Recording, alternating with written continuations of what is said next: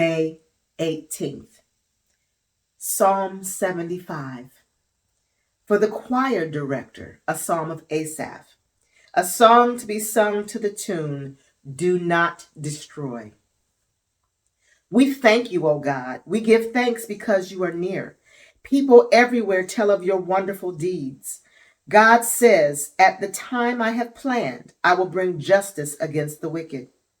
When the earth quakes and its people live in turmoil, I am the one who keeps its foundation firm. I warned the proud, stop your boasting. I told the wicked, don't raise your fists. Don't raise your fist in defiance at the heavens, or speak with such arrogance. For no one on earth from east or west, or even from the wilderness, should raise a defiant fist. It is God alone who judges. He decides who will rise and who will fall.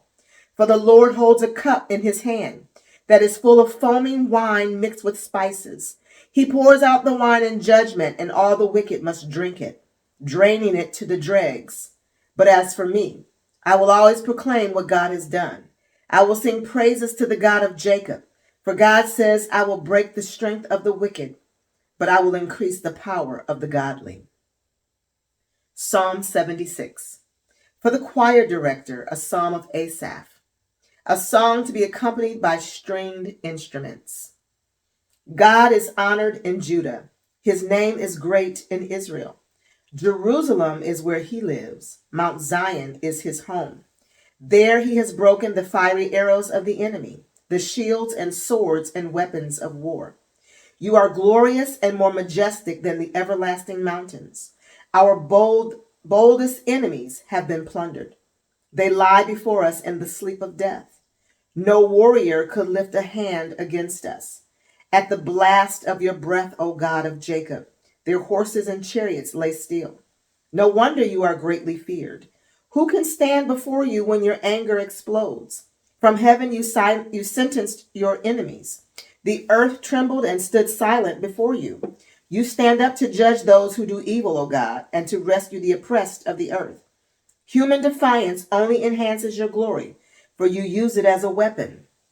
Make vows to the Lord your God and keep them. Let everyone bring tribute to the awesome one, for he breaks the pride of princes, and the kings of the earth fear him. Psalm 77. For Jeduthun, the choir director, a psalm of Asaph. I cry out to God, yes, I shout. Oh, that God would listen to me. When I was in deep trouble, I searched for the Lord. All night long I prayed with hands lifted toward heaven, but my soul was not comforted. I think of God and I moan, overwhelmed with longing for his help.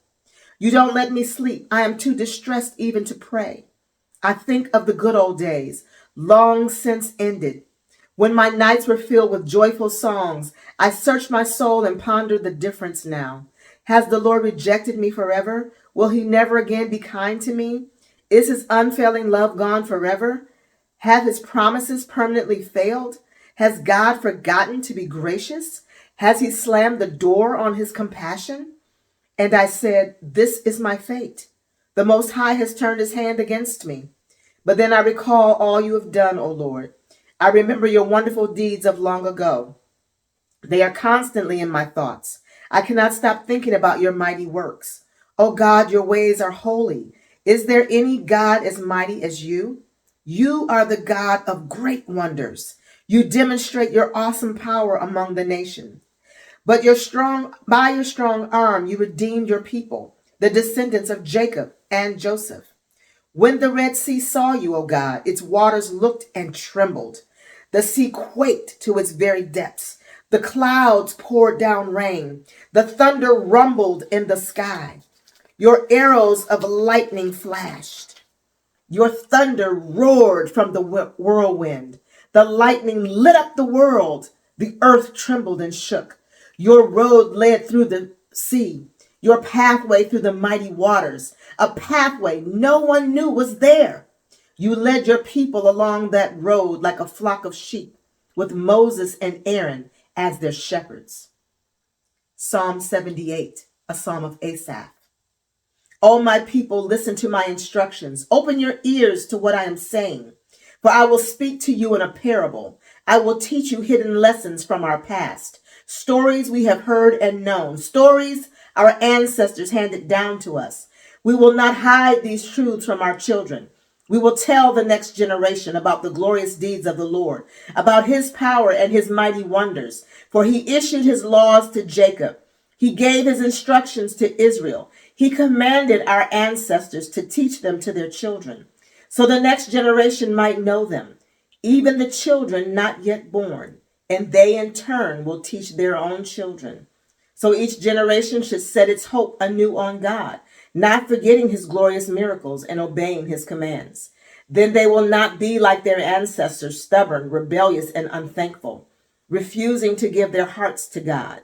The warriors of Ephraim, though armed with bows, turned their backs and fled on the day of battle.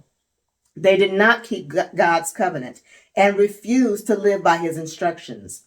They forgot what he had done, the great wonders he had shown them, the miracles he did for their ancestors on the plain of Zon in the land of Egypt. For he divided the sea and led them through, making the waters stand up like walls. In the daytime he led them by a cloud, and all night by a pillar of fire. He split open the rocks in the wilderness to give them water as from a gushing spring. He made streams pour from the rock, making the waters flow down like a river. Yet they kept on sinning against him, rebelling against the Most High in the desert. They stubbornly tested God in their hearts, demanding the foods they craved. They even spoke against God himself, saying, God can't give us food in the wilderness. Yes, he can strike a rock so water gushes out, but he can't give his people bread and meat. When the Lord heard them, he was furious. The fire of his wrath burned against Jacob. Yes, his anger rose against Israel, for they did not believe God or trust him to care for them. But he commanded the skies to open. He opened the doors of heaven. He rained down manna for them to eat. He gave them bread from heaven. They ate the food of angels. God gave them all they could hold. He released the east wind in the heavens and guided the south wind by his mighty power. He rained down meat as thick as dust, birds as plentiful as the sand on the seashore. He caused the birds to fall within their camp and all around their tents. The people ate their fill. He gave them what they craved. But before they satisfied their craving, while the meat was yet in their mouths, the anger of God rose against them, and he killed their strongest men. He struck down the finest of Israel's young men. But in spite of this, the people kept sinning. Despite his wonders, they refused to trust him. So he ended their lives in failure, their years in terror. When God began killing them, they finally sought him. They repented and took God seriously. Then they remembered that God was their rock, that God Most High was their Redeemer. But all they gave him was lip service. They lied to him with their tongues. Their hearts were not loyal to him. They did not keep his covenant. Yet he was merciful and forgave their sins and did not destroy them all. Many times he held back his anger and did not unleash his fury, for he remembered that they were merely mortal, gone like a breath of wind that never returns. Oh, how often they rebelled against him in the wilderness and grieved his heart in that dry wasteland. Again and again they tested God's patience and provoked the Holy One of Israel. They did not remember his power and how he rescued them from their enemies. They did not remember his miraculous signs in Egypt, his wonders on the plain of Zon. For he turned their rivers into blood so no one could drink from the streams. He sent vast armies of flies to consume them and hordes of frogs to ruin them. He gave their crops to caterpillars. Their harvest was consumed by locusts. He destroyed their grapevines with hail and shattered their sycamore figs with sleet. He abandoned their cattle to the hail, their livestock to bolts of lightning. He loosed on them his fierce anger, all his fury, rage, and hostility. He dispatched against them a band of destroying angels. He turned his anger against them. He did not spare the Egyptians' lives, but ravaged them with the plague. He killed the oldest son in each Egyptian family, the flower of youth throughout the land of Egypt. But he led his own people like a flock of sheep, guiding them safely through the wilderness. He kept them safe so they were not afraid. But the sea covered their enemies. He brought them to the border of his holy land, to this land of hills he had won for them. He drove out the nations before them. He gave them their inheritance by lot. He settled the tribes of Israel into their homes.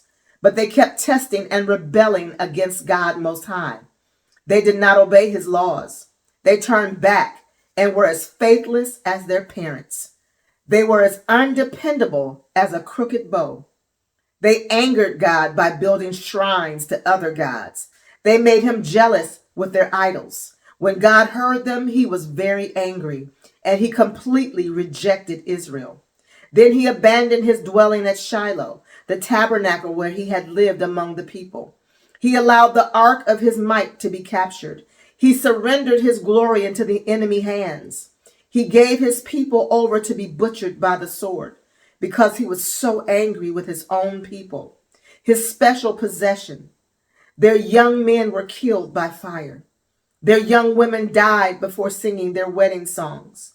Their priests were slaughtered, and their widows could not mourn their deaths. Then the Lord rose up as though waking from sleep, like a warrior aroused from a drunken stupor. He routed his enemies and sent them to eternal shame. But he rejected Joseph's descendants.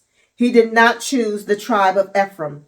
He chose instead the tribe of Judah and Mount Zion, which he loved. There he built his sanctuary as high as the heavens, as solid and enduring as the earth. He chose his servant David, calling him from the sheep pens. He took David from tending the ewes and lambs and made him the shepherd of Jacob's descendants, God's own people, Israel. He cared for them with a true heart, and he led them with skillful hands. May the Lord add a blessing to the reading and to the hearing of his holy word.